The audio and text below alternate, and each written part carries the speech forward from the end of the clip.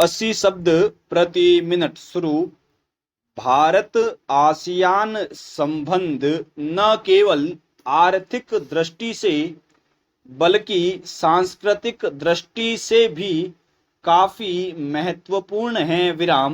1990 के दशक में सोवियत संघ के पतन के बाद शीत युद्ध का अंत हो गया तथा अमेरिका के नेतृत्व में एक ध्रुवीय विश्व का उदय हुआ। फलतः भारत ने भी अपने विश्वसनीय मित्र सोवियत संघ की कमजोर स्थिति के बाद अपनी विदेश नीति में पूर्व की ओर देखो नीति को प्राथमिकता दी तथा वर्तमान सरकार एक और कदम आगे बढ़ते हुए सक्रिय पूर्व एक्ट ईस्ट की नीति पर जोर दे रही है, जिससे भारत आसियान संबंध मजबूती से आगे बढ़ रहे हैं तथा इससे परस्पर दोनों को लाभ मिल रहा है। यद्यपि इस संबंध में समयानुसार कुछ समस्या चुनौती भी प्रकट हो जाती है, लेकिन यह संबंध इतना दृढ़ है कि आपसी सहमति से इसे सुलझाने का प्रयास किया जाता है। आसियान एक महत्वपूर्ण क्षेत्रीय आर्थिक संगठन है जिसकी स्थापना 8 अगस्त 1967 को बैंकॉक, थाईलैंड में हुई थी।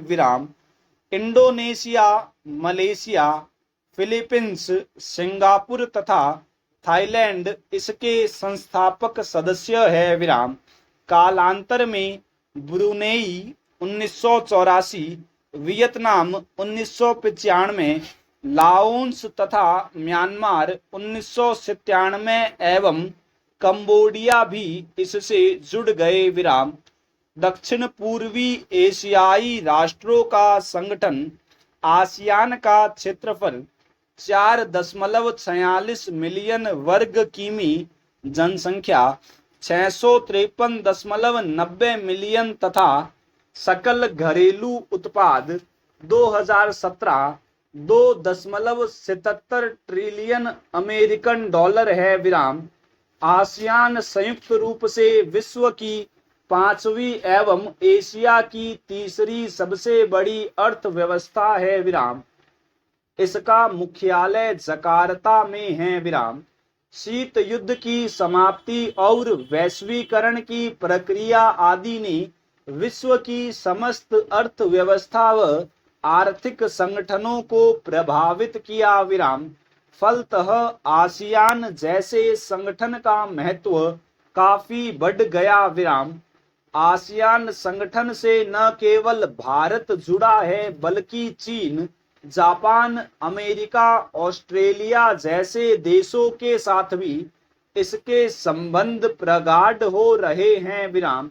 साथ ही अनेक अंतर्राष्ट्रीय संगठन व गैर सरकारी संगठन इससे जुड़ रहे हैं जो इसके महत्व को रेखांकित करता है। आसियान के उद्देश्य निम्नलिखित है। दक्षिण पूर्व एशियाई राष्ट्रों में आर्थिक विकास, सामाजिक प्रगति और सांस्कृतिक विकास में तेजी लाने हेतु निरंतर प्रयास करना। आसियान देशों में न्याय और कानून का शासन स्थापित करना, जिससे क्षेत्रीय शांति और स्थिरता को बढ़ावा मिल सके। साथ ही आसियान के सभी स्थायी सदस्य देश 10 संयुक्त राष्ट्र चार्टर के सिद्धांतों के पालन के लिए दृढ़ प्रतिज्ञ है। आसियान देशों के बीच शैक्षणिक, पेशेवर, तकनीकी और प्रशासनिक क्षेत्रों में प्रशिक्षण और अनुसंधान सुविधाओं के संबंध में परस्पर सहयोग को बढ़ावा देना। कृषि एवं उद्योग के बेहतर विकास हेतु परस्पर संबंधों को मजबूती प्रदान करना तथा आपसी व्यापार को बढ़ाना विराम। साथ ही अंतर्राष्ट्रीय व्यापार की चुनौतियों, परिवहन व संचार तथा लोगों के जीवन स्तर में सुधार करना विराम। सभी अंतर्राष्ट्रीय और क्षेत्रीय संगठनों के उद्देश्यों के सापेक्ष परस्पर सहयोग को बढ़ावा देना विराम। भारत आसियान संबंध की पृष्ठभूमि द्वितीय विश्व युद्ध की समाप्ति के साथ पूरा विश्व दो भागों में विचारधारा के स्तर पर बंट गया था तथा वर्ष 1949 में भारत को भी आजादी मिली विराम।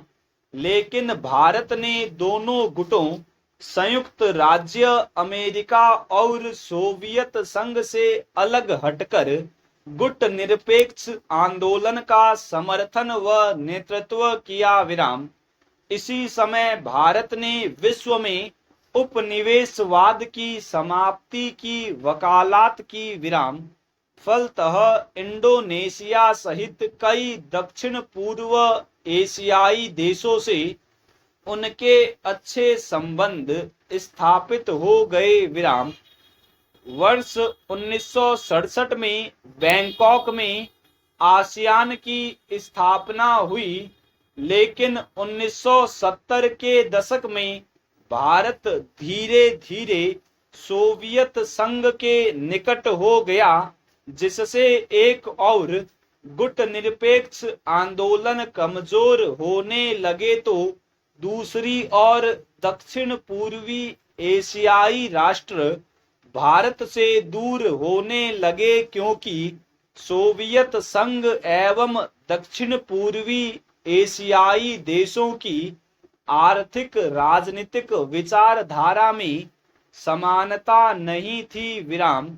वर्ष 1991 में शीत युद्ध का अंत और आर्थिक उदारीकरण के पश्चात भारत की विदेश नीति में बदलाव आया तथा भारत ने लुक ईस्ट पॉलिसी, पूर्व की ओर देखो नीति को अपनाया।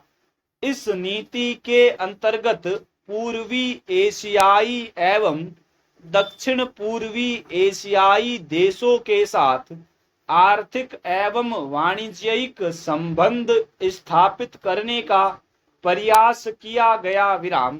वर्तमान सरकार ने पूर्वी एशियाई एवं दक्षिण पूर्वी एशियाई देशों के साथ संबंध को और अधिक प्रगाढ़ बनाने हेतु लुक ईस्ट पॉलिसी के स्थान पर एक्ट ईस्ट पॉलिसी 2014 पर बल दिया है। स्टॉप।